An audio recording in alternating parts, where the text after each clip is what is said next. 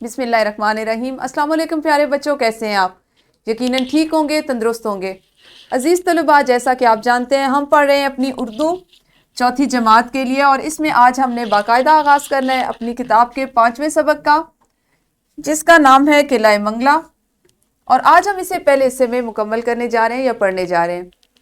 آج کے سبق میں شامل حاصلات تعلم کچھ اس طرح سے ہیں: جمع کو واحد اور واحد کو جمع میں تبدیل کر سکیں، سابقے اور لاحقے کی مدد سے نئے الفاظ بنا سکیں۔ ہمارے سبق کا آج کا اسلامی نقطہ نظر کچھ اس طرح سے ہے: حضور پاک صلی اللہ علیہ وآلہ وسلم نے فرمایا، غریبوں کو کھانا کھلاؤ اور ہر مسلمان کو سلام کرو، چاہے تمہاری اس سے جان پہچان ہو یا نہ ہو۔ پیارے بچوں، ہمارے نبی اکرم صلی اللہ علیہ وآلہ وسلم نے اپنی زندگی کے ایک ایک فعل سے، ایک ایک عمل سے ہمیں ایسی چیزیں سکھائیں کہ جن پر اگر ہم عمل کرنا شروع کریں تو ہماری دنیا اور آخرت دونوں کی زندگی میں بہتری آ سکتی ہے، بہترین ہو سکتی ہے۔ تو کوشش کیا کریں کہ اپنے چھوٹے چھوٹے اعمال سے، اپنے چھوٹے چھوٹے افعال سے، چھوٹی چھوٹی باتوں سے ایسے کام کریں کہ جو دوسروں کے لیے بھی فائدہ مند ہو اور آپ کی اپنی ذات کے لیے بھی دونوں جہانوں میں فائدے کا باعث ہو۔ پیارے بچوں، سبق کے آغاز سے قبل ہم کریں گے دہرائی۔ آپ جانتے ہیں ہم نے اس سے قبل جو حاصل تعلم پڑھے ان میں ایک یہ شامل تھا کہ زمانے کے لحاظ سے فعل کو تقسیم کر سکیں۔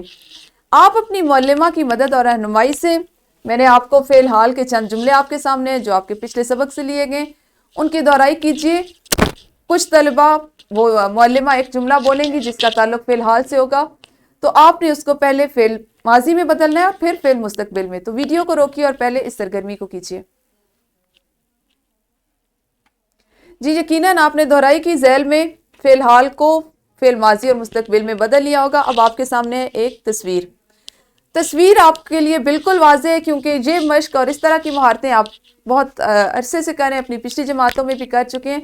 پیارے بچوں، آپ جانتے ہیں جہاں پہ ہم اکیلی چیز کا ذکر کر رہے ہوتے ہیں وہ ہوتا ہے واحد، اور جہاں پر ہم ایک سے زائد چیزوں کا ذکر کرتے ہیں اس کو ہم جمع کہتے ہیں، یعنی ایک سے زیادہ چیزوں کا ایک ہی جگہ پر اکٹھے ہو جانا۔ آپ کو جمع سے واحد اور واحد سے جمع بنانے کے آپ نے کئی اصول سیکھے۔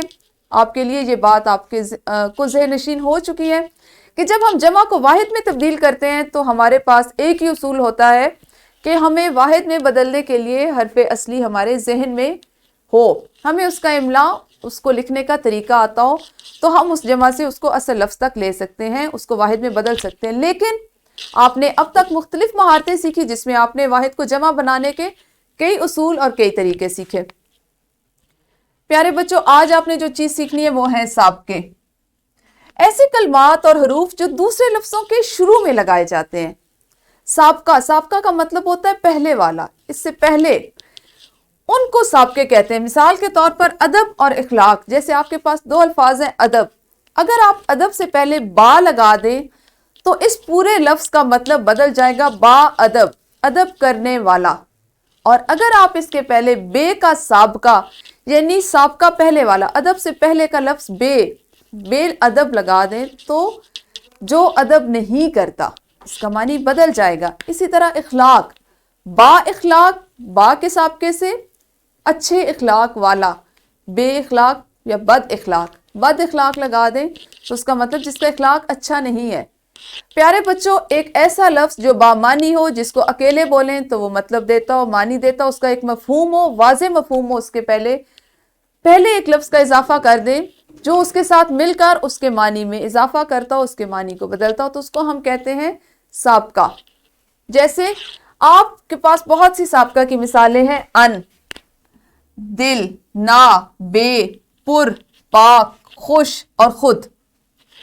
یہ تمام الفاظ وہ ہیں جن کو ہم ان کے سامنے یا ان کے آگے کوئی ایک لفظ ایسا جو بامانی اس کو لگاتے ہیں اور ہم اس لفظ کا مطلب بدل دیتے ہیں اور اس کو ہم سابقہ کی ذیل میں لیتے ہیں۔ آپ یہ الفاظ جو میں نے آپ کے لیے لکھے ہیں ان کو اپنے کاپی میں لکھ لیجئے، ابھی ہم بعد میں ان کے ذریعے ایک سرگرمی کریں گے۔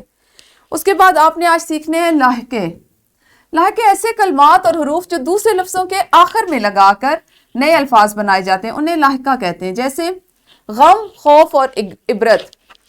غم کے بعد اگر آپ غم کے بعد ناک کا لفظ لگائیں، غم ناک، غم ایک الگ لفظ ہے، اگر اس کے ساتھ آپ ناک لگائیں گے، غم ناک، تو وہ ایک اور لفظ بن جائے گا۔ اسی طرح سے खौफनाक, इबरतनाक।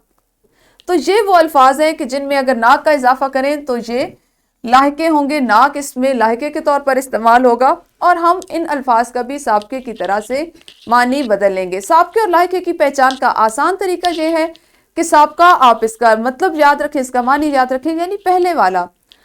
आपने अपनी साबका जमात में यानी आपने अपनी पिछली जमात में ये चीज पढ़ी। इस मुनासिबत से आपको साबका का मतलब याद रहेगा, यानी पिछला या पहले आने वाला। ठीक है। लाहिके के लिए मैंने चंद अल्फाज मुंतखब किए, कार, गर, गीर, गाह, मन, खुर, दान, दार और खाना। इन अल्फाज को भी अपने पास अपनी कॉपी में लिख लीजिए, महफूज कर लीजिए। अभी आप इसके बाद जो एक सरगर्मी करेंगे वो इन्हीं के साथ होगी, साबकों और लाहिकों के साथ। ठीक है। सरगर्मी पहले आप एक इनफरादी तौर पे करेंगे। आपके पास चंद अल्फाज हैं, नुक्ता, बात, किताब, लड़का, खातून, आला, आयत और रुकन।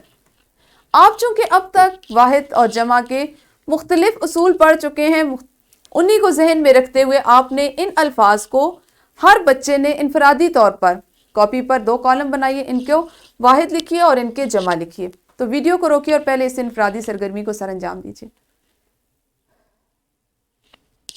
जी यकीनन आपने ये इनफरादी सरगर्मी कर ली होगी। अब आपके पास है एक ग्रोही सरगर्मी। ग्रोही सरगर्मी आपने इस तरह करनी है कि आधी जमात को 2 हिस्सों में तकसीम कर लें, 2 ग्रोहों में तकसीम कर लें। एक ग्रोह को जो अल्फाज मैंने आपको साबका के लिए लिखवाए वो दीजिए और दूसरे ग्रोह को वो अल्फाज जो लाहिके की झैल में दिए वो दीजिए। अब पहला ग्रोह जो है वो साबका के तमाम अल्फाज इस्तेमाल करते हुए जितने मुमकिन अल्फाज बन सकते हैं वो लिखेंगे। कोई एक बच्चा जो है वो ग्रुप का लीडर होगा, ग्रोह का लीडर होगा, वो लिखता जाएगा, बाकी बच्चे बोलते जाएंगे। इसी तरह दूसरे ग्रोह के जो लोग हैं वो लाहिके को इस्तेमाल करते हुए उन तमाम अल्फाज की मदद से नए अल्फाज बनाएंगे और इस तरह से सरगर्मी को सरअंजाम दीजिए।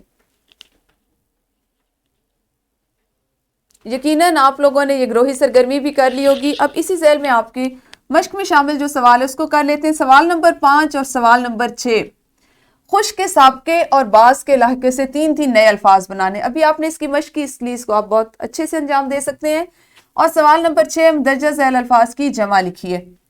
तो ये दोनों सवाल आपके जमात में करने के लिए मश्क की झैल में आपने करने हैं, जिनको आप जमात में ही करेंगे। उसके बाद आपके लिए है घर का काम। किला मंगला की तस्वीर कॉपी पर चिस्वा करें, इसके बारे में अहम मालूमात भी दर्ज करें और ज़राए इब्लाग से पाकिस्तान के किसी तारीखी इमारत के बारे में जानें और जमात में दोस्तों से तबादला ख्याल करें। ये और वर्कशीट डिस्क्रिप्शन बॉक्स में मौजूद है, वहां से आप डाउनलोड कर सकते हैं। ये आपका घर का काम है, आज आपने इसको मुकम्मल करना है। कल इंशाल्लाह सबक के अगले हिस्से के साथ मिलेंगे, तब तक अपना ख्याल रखिए। अल्लाह हाफिज। शुक्रिया।